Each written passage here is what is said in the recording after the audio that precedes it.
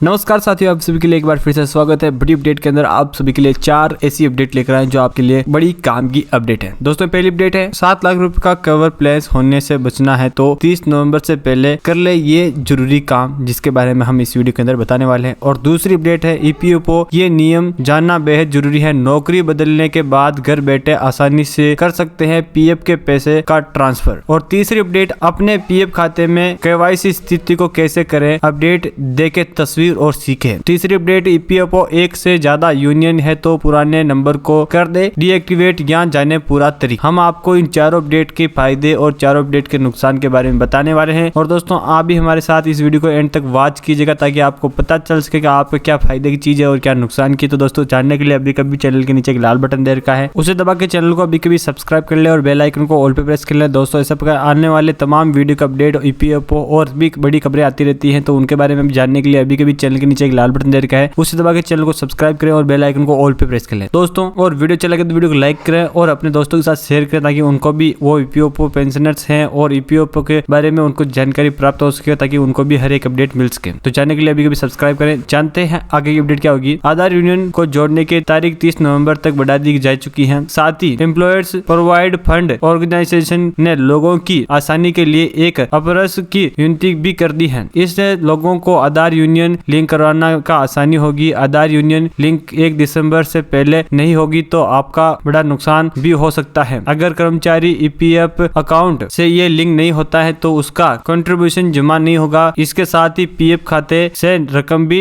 नहीं निकाल पाएंगे। पर्सनल फाइनेंस एक्सपेरिमेंट और सीएम मनीष कुमार गुप्ता के मुताबिक आधार यूनियन लिंकेड बीमा कारणों के से भी जरूरी है, क्योंकि लिंक न होने से कर्मचारियों का एम्प्लॉय डिपॉजिट लिंकेड इंश्योरेंस भी जमा नहीं हो सकता। इससे वह कर्मचारी बीमा कवर से बाहर हो जाएंगे। लेबर मिनिस्ट्री ने गोविंद के दौरान डेथ इंश्योरेंस बेनिफिट की रकम को बढ़ा दिया है। अब ईडीएलआई स्कीम 1976 के तहत मिलने वाली बीमा रकम की बीमा सीमा बढ़ाकर 7 लाख रुपए है। पहले यह रकम न्यूनतम 2 लाख रुपए और 6 लाख रुपए थी। यह बीमा कवर तक मिलता है जब पीएफ खातादार की ऐसे में मौत हो जाती है। इसके साथ अगली अपडेट की बात कर ले। ईपीएफओ यह नियम जानना बेहद जरूरी। नौकरी बदलने के बाद पीएफ बड़े आसानी से कर सकते हैं पीएफ के पैसे ट्रांसफर। आपकी नौकरी सरकारी या फिर निजी क्षेत्र की एक शब्द है पीएफ, जिससे आपका सबका पढ़ना ही सरकारी तो नहीं लेकिन निजी क्षेत्र के लोगों को नौकरी बदलने के साथ एक बात की चिंता सबसे ज्यादा होती है, वह पीएफ के पुराने अकाउंट से नए कंपनी से जुड़ने के बाद नए अकाउंट में ट्रांसफर करना।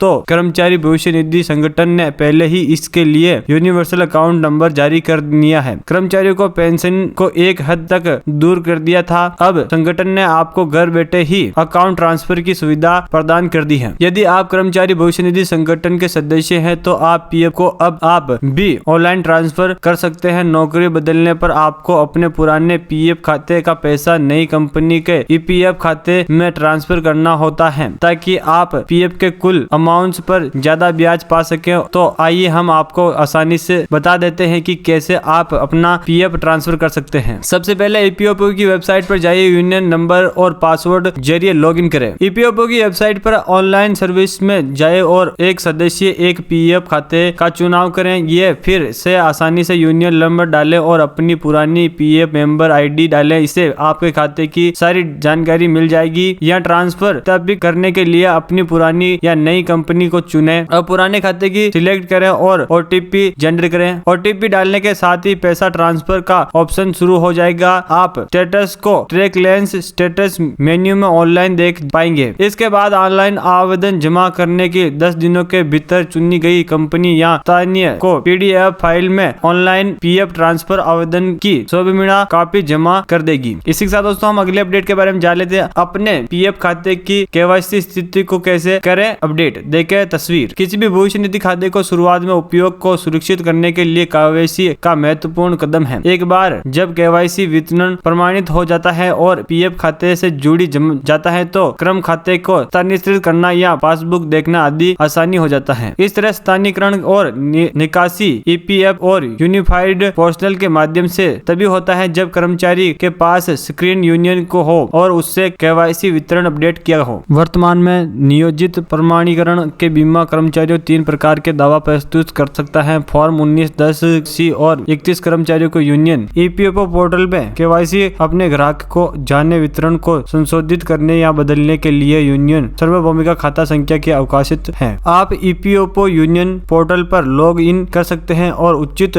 दस्तावेज ऑनलाइन अपडेट कर सकते हैं, केवाईसी को संबोधित कर सकते हैं। ईपीएफओ के नाम, जन्म तिथि और लिंग के सुधार पर एक ऑनलाइन अनुरोध भी पेश किया है। केवाईसी वितरण में पैन, आधार और बैंक खाता डेटा शामिल है। यदि इन वितरणों को ईपीएफओ सदस्य पोर्टल पर भी अभी तक सत्यापित नहीं किया है तो कर्मचारी को ईपीएफओ का यूनियन पोर्टल पर केवाईसी वितरण की ऑनलाइन पुष्टि कर सकते हैं। नियोक्ता द्वारा यूनियन समक्ष किए जाने के बाद कर्मचारी को सदस्य पोर्टल का माध्यम से आधार, पैन, बैंक खाता के वितरण सभी सुरक्षा कर सकते हैं। नियोक्ता के सत्यापन के बिना एक द्वैती को ऑनलाइन विभिन्न विधि के माध्यम से अग्रेषित किया जा सकता है। यूनियन पोर्टल में लॉग इन करने के कर्मचारी द्वारा मासिक योगदान वितरण तक भी पहुंचा जा सकता है। आधार को यूनियन से जोड़ने के लिए ई केवाईसी पोर्टल भी जा सकते हैं। कोई भी ई केवाईसी स्थिति का निगरानी कर सकता है जिसका अनुरोध किया जा सकता है। पैन और यूनियन को जोड़ने के बाद आधार से जुड़ी ऑनलाइन ईपीएफओ सेवाओं तक पहुंचा जा सकता है और आप उमंग के मोबाइल ऐप के माध्यम से भी इस सीडी कर सकते हैं। इसी के साथ हम लास्ट अपडेट के बारे में बात करें। ईपीएफओ एक से ज्यादा यूनियन हो तो पुराने नंबर को कर दें डीएक्टिवेट या जाने पूरा तरीका। ईपीएफओ अगर आपके पास एक से ज्यादा यूनियन है तो आप पुराने यूनियन डीएक्टिवेट कर देना चाहिए। जहां जानिए पूरे यूनियन किस एक्टिवेट किया जाता है। नौकरी पेशा लोगों के लिए जरूरी होता है वो अपने प्रोवाइड फंड का खासियत रखते हैं और जॉब चेंज करने के बाद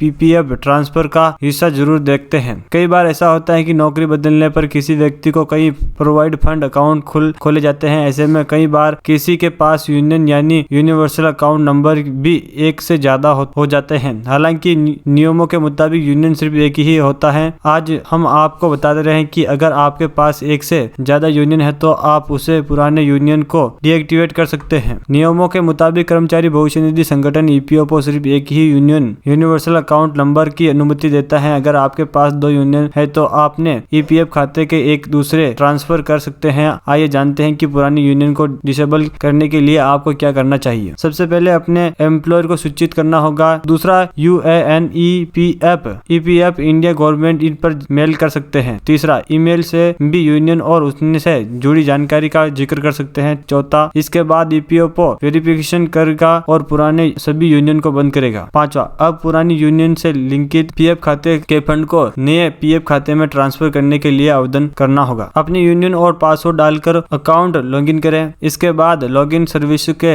request form transfer of account में जाए और इसी तरह से पूरी प्रोसेस के बाद आपका पूरा काम हो जाएगा। दोस्तों आपको ये वीडियो अच्छा लगा तो हमारे कमेंट के नीचे आकर जरूर बताइएगा। और दोस्तों अभी तक आपने चैनल को सब्सक्राइब नहीं किया तो जल्दी से नीचे लाल बटन देखकर उसे दबा के चैनल को सब्सक्राइब कर ले और बेल आइकन को ऑल पे प्रेस कर ले। दोस्तों ऐसे हम आपको आने वाले तमाम वीडियो की अपडेट हमारे इस चैनल के ऊपर मिलने वाली है। जानने के लिए अभी कभी सब्सक्राइब करें इस चैनल को।